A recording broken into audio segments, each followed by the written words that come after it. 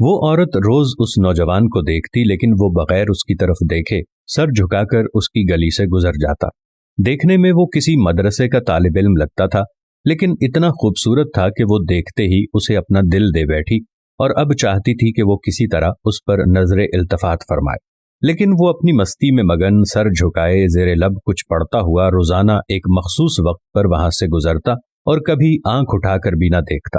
اس عورت کو اب ضد سی ہو گئی تھی۔ وہ حیران تھی کہ کوئی ایسا نوجوان بھی ہو سکتا ہے جو اس کی طرف نہ دیکھے، اور اسے ایسا سوچنے کا حق بھی تھا۔ وہ اپنے علاقے کی سب سے امیر اور خوبصورت عورت تھی، خوبصورت اتنی کہ جب وہ باہر نکلتی تو لوگ اسے بے اختیار دیکھنے پر مجبور ہو جاتے۔ اسے حیرت تھی کہ جس کی خوبصورتی کو دیکھنے کے لیے لوگ ترستے ہیں، وہ خود کسی کو پسند کرے اور وہ مائل نہ ہو، اس کی طرف دیکھنا گوارا نہ کرے۔ اپنی انا کی شکست اور خوبصورتی کی توہین پر وہ پاگل ہو گئی اور کوئی ایسا منصوبہ سوچنے لگی جس سے وہ اس نوجوان کو حاصل کر سکے اور اس کا غرور توڑ سکے۔ آخر کار شیطان نے اسے ایک ایسا طریقہ سمجھا دیا جس میں پھنس کر وہ نوجوان اس کی بات مانے بنا رہ ہی نہیں سکتا تھا۔ اگلے دن جب وہ نوجوان اس گلی سے گزر رہا تھا تو ایک عورت اس کے قریب آئی اور کہنے لگی، بیٹا میری مالکن تمہیں بلا رہی ہے۔ نوجوان نے کہا کہ اماں جی آپ کی مالکن کو مجھ سے کیا کام ہے؟ اس عورت نے کہا کہ بیٹا اس نے تم سے کوئی مسئلہ پوچھنا ہے، وہ مجبور ہے، خود باہر نہیں آ سکتی۔ نوجوان اس عورت کے ساتھ چلا گیا۔ اس کے وہم و گمان میں بھی نہیں تھا کہ جو عورت اسے بلا رہی ہے اس کا منصوبہ کیا ہے، وہ کیا چاہتی ہے۔ وہ تو اپنی فطرتی سادہ دلی کی وجہ سے اس کی مدد کرنے کے لیے چلا گیا۔ اس کے ذہن میں تھا کہ شاید کوئی بوڑھی عورت ہے جو اپنی کسی معذوری کی وجہ سے باہر آنے سے قاصر ہے۔ نوکرانی نے اسے ایک کمرے میں بٹھایا اور انتظار کرنے کا کہہ کر چلی گئی۔ تھوڑی دیر بعد کمرے میں وہی عورت داخل ہوئی۔ نوجوان نے بے اختیار اپنی نظریں جھکا لیں کیونکہ اندر آنے والی عورت بہت خوبصورت تھی۔ نوجوان نے پوچھا، جی بیوی آپ نے کون سا مسئلہ پوچھنا ہے؟ عورت کے چہرے پر ایک شیطانی مسکراہٹ آ گئی۔ اس نے اپنے دل کا حال کھول کر رکھ دیا اور کہا کہ میری سب سے بڑی خواہش یہ ہے کہ میں ایک دفعہ تمہیں حاصل کر لوں۔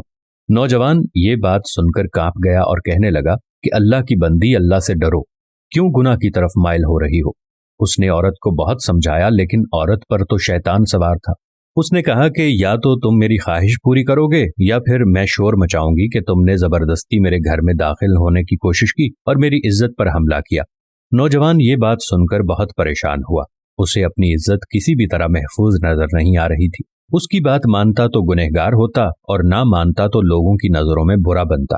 وہ علاقہ جہاں لوگ اس کی شرافت کی مثالیں دیا کرتے تھے، وہاں پر اس قسم کا الزام لگ جائے یہ اسے گوارا نہیں تھا۔ وہ عجیب مصیبت میں پھنس گیا تھا۔ دل ہی دل میں وہ اپنے اللہ کی طرف متوجہ ہوا اور اللہ سے مدد چاہی تو اس کے ذہن میں ایک ترکیب آ گئی۔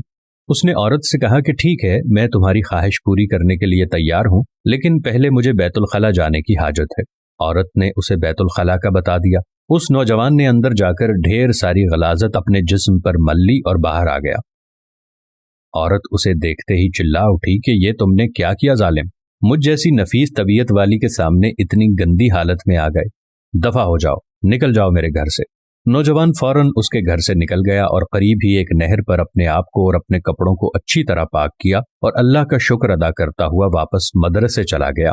نماز کے بعد جب وہ سبق میں بیٹھا تو تھوڑی دیر بعد استاد نے کہا کہ آج تو بہت پیاری خوشبو آ رہی ہے، کس طالب علم نے خوشبو لگائی ہے؟ وہ نوجوان سمجھ گیا کہ اس کے جسم سے ابھی بدبو نہیں گئی اور استاد جی طنز کر رہے ہیں۔ وہ اپنے آپ میں سمٹ گیا اور اس کی آنکھوں میں آنسو آ گئے۔ تھوڑی دیر بعد استاد جی نے پھر پوچھا کہ یہ خوشبو کس نے لگائی ہے، لیکن وہ خاموش رہا۔ آخر استاد نے سب کو ایک ایک کر کے بلایا اور خوشبو سونگھنے لگا۔ اس نوجوان کی باری آئی تو وہ بھی سر جھکا کر استاد کے سامنے کھڑا ہو گیا۔ استاد نے اس کے کپڑوں کو سونگھا تو وہ خوشبو اس کے کپڑوں سے آ رہی تھی۔ استاد نے کہا کہ تم بتا کیوں نہیں رہے تھے کہ یہ خوشبو تم نے لگائی ہے؟ نوجوان رو پڑا اور کہنے لگا کہ استاد جی اب اور شرمندہ نہ کریں، مجھے پتا ہے میرے کپڑوں سے بدبو آ رہی ہے، لیکن میں مجبور تھا۔ اور اس نے سارا واقعہ استاد کو سنایا۔ استاد نے کہا کہ میں تمہارا مذاق نہیں اڑا رہا تھا، خدا کی قسم تمہارے کپڑوں سے واقعی ایسی خوشبو آ رہی ہے جو میں نے آج سے پہلے کبھی نہیں سونگھی، اور یقیناً یہ اللہ کی طرف سے ہے کہ تم نے اپنے آپ کو گناہ سے بچانے کے لیے اپنے آپ کو گندگی لگانا پسند کر لیا، لیکن اللہ نے اسی گندگی کو ایک ایسی خوشبو میں بدل دیا جو کہ اس دنیا کی نہیں لگتی۔ کہتے ہیں کہ اس نوجوان کے ان کپڑوں سے ہمیشہ ہی وہ خوشبو آتی رہی۔ सुबहान अल्लाह, माशा अल्लाह।